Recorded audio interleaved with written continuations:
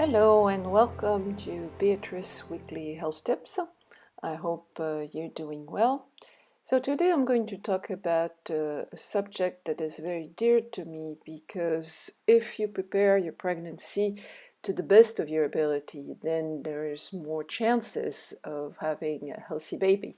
So it's a very, very important subject, and I thank the Weston Price Foundation to really educate people on this subject. And if you want to know more about what to do in details about pregnancy and how to put all the chances on your side to have a healthy baby, please go see westonaprice.org and you'll get tons of information, very precious, very important information. So here is a summary of what I recommend and what I think is the most important when you want to prepare for a healthy baby. First of all, ideally, I like to see patients about 2 years before they start getting pregnant. Couple, both of them, we need to work on their gut flora, on their immune system, whatever may be going on in each individual in order to not transmit that to their babies.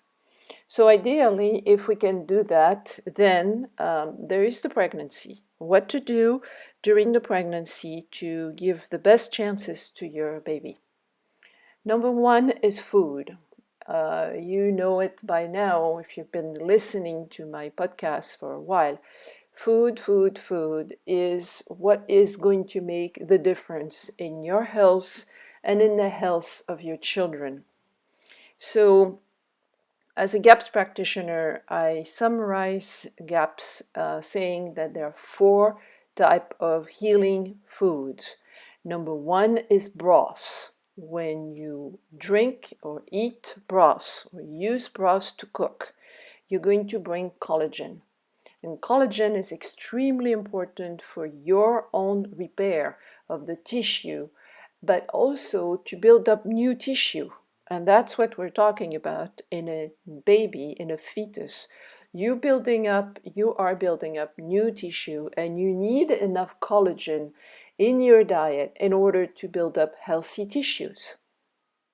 Number 2 are fermented food.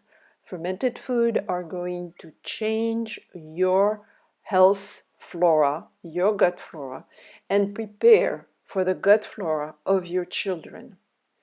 Fermented food are crucial in the GAPS diet, but also in the Weston Price principles in order to nourish this flora that has been depleted over several generations.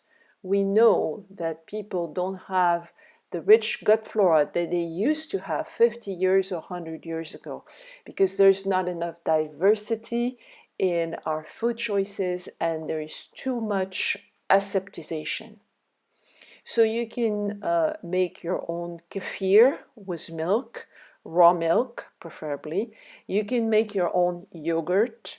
You can make your own sauerkraut or your own anything fermented.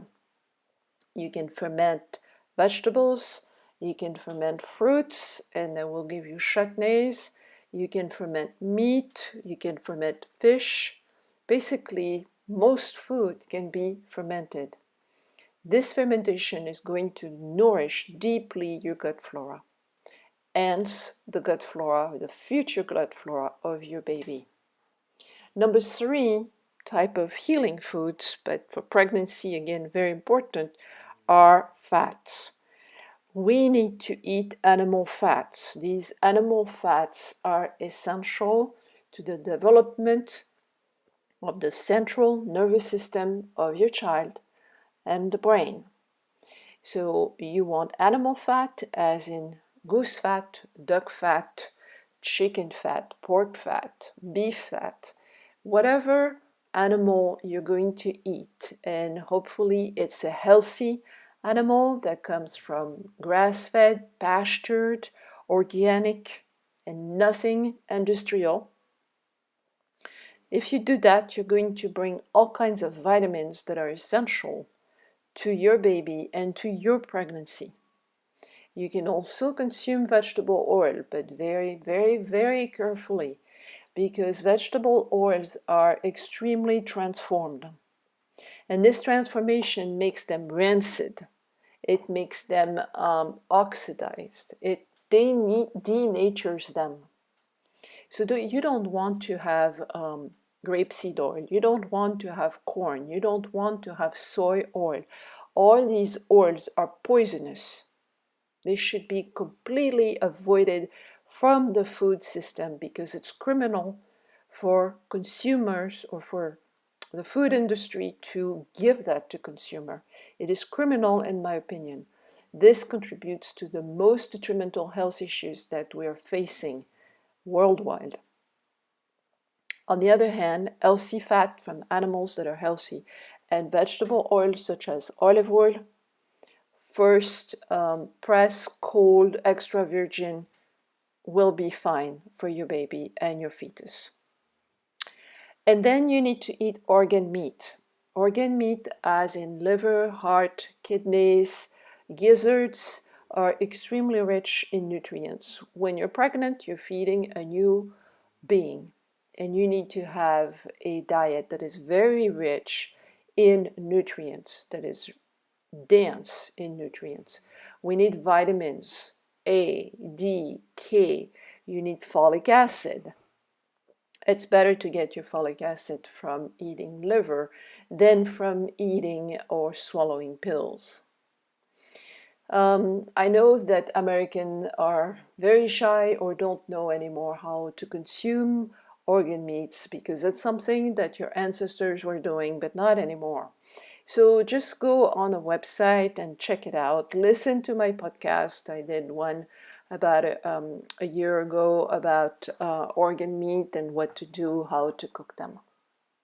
Organ meat are extremely important for the health of your baby, and I also recommend that you will give it to your baby after 4 or 5 months old. And of course, you need to eat fruits and veggies. You can eat nuts as long as they're soaked. They're soaked overnight in water and sea salt, and then rinsed, very carefully rinsed, and then dehydrated. If you can tolerate cereals, you can eat them, but they have to be soaked also. And we soak cereals in water and vinegar in order to remove all the anti-nutrients, all the things that are very hard for your digestive system. Then you rinse them very carefully and you cook them. You absolutely have to eat organic, local food, grass-fed food. This is crucial. We now know that a newborn baby umbilical cord carries about 300 different chemicals. We live in a world that is extremely polluted and has a lot of detrimental effect to your health. And that's why you need to eat the food that I just recommended in order to fight, for your immune system to fight and to chelate all these heavy metals and pollutants that you're going to breathe, unfortunately.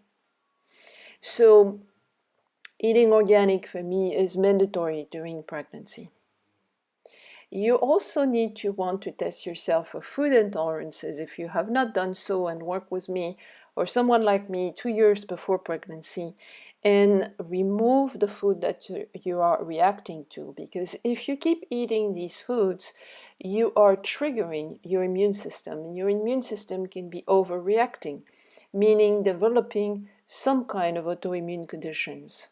So I do test people for food intolerances, and if you are intolerant to something, please remove them during your pregnancy. You absolutely need to avoid commercial cosmetics. This is a horror story, and if you use any kind of brand that you will buy anywhere, cheap or expensive, perfumes, hairspray, nail polish, nail removers, you have no idea how many chemicals are contained in these products and how much is penetrating through you into your baby. This is also criminal, in my opinion. You can stay pretty and look after yourself and simply buy health food store product that are less, not perfect, but way less loaded with chemicals.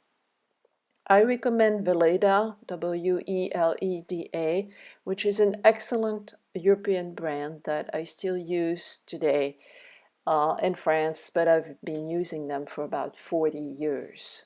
Weleda and Dr. Auschka are very safe. There are many others, but those two I've used personally forever. Then you need to prepare your intestinal flora. This is also crucial if you want to have a healthy baby. The baby, hopefully, will be born vaginally.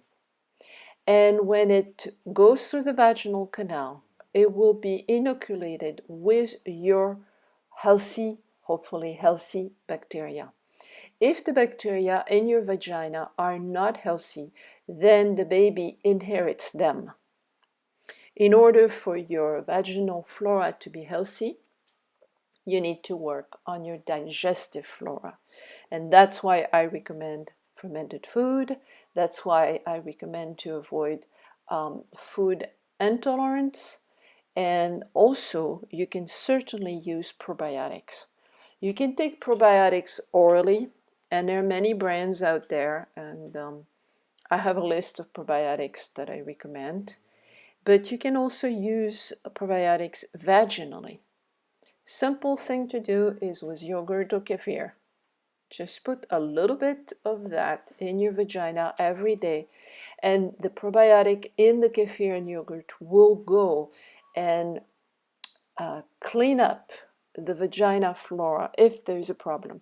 It also cleans up the bladder. If you are prone to have a urinary tract infection, you'll see that if you do that as a measure of hygiene, then a lot of chances that your chronic bladder infections will go away. What else to do? The basics are to exercise, but gently. You need to walk. You can bike if you can. Sunbathe is very important for vitamin D. You need to have positive thoughts because the fetus will register absolutely everything that you do, you think, everything goes through and is memorized somewhere, not necessarily in the conscious memory, but in every single little cell of your baby. You need to avoid stress as much as possible, and you need to sleep and rest. It's a time to cocoon, to take care of yourself. As far as medical exam, I recommend to do a minimum. Blood test, of course, regular blood test, maybe every trimester, to look at your thyroid, your vitamin D level, very important, to check your blood glucose so your blood glucose doesn't go up, which is extremely dangerous. I recommend to minimize the sonograms, not to do them on a regular basis, maybe 1 or 2 during the pregnancy. In my opinion, that's plenty. Of course, if there's no issues. As far as supplements, my basics recommendations are fermented cod liver oil. This is to bring vitamin A, D, E, K, omega-3s, omega-6, omega-7, omega-9. It's a complete, rounded type of fish oil, and I'm a big fan of it. 1 teaspoon a day is enough of fermented, concentrated cod liver oil. And then quinton. Quinton is a mineral, seawater, harvested in the North Shore of France that is very special because the mineral content of quintons are exactly the same as the human body. So quinton brings the minerals that your body and your babies need. And between those 2 supplements, that and maybe a probiotic, and of course if you're deficient in vitamin D, I would eventually add vitamin D, but maybe not. I have a lot of controversy thoughts about that. Um, Resting, sunbathing, but most importantly, food, food, food. Eat the best quality food you can. Don't look at, oh my gosh, I'm weighing too many pounds, this is dangerous. I don't believe it's the time for that. It's a time to nourish really profoundly the little being that is growing inside of you. If you would like to know more how to prepare your pregnancy, how to have a healthy pregnancy, please contact me. You can look at my website, beatrice-levinson-gaps.com. You can look up at my phone number. As you may know, I practice in the south of France, and I come to California twice a year in May and November, where I see patients face to face. I also do Skype FaceTime consultation, and I have a um, Facebook page, yes, and a GAPS support group monthly, remotely. A lot of things to offer if you want my help. I wish you a wonderful week. I wish you a healthy pregnancy, and I look forward to hearing from you. Bye.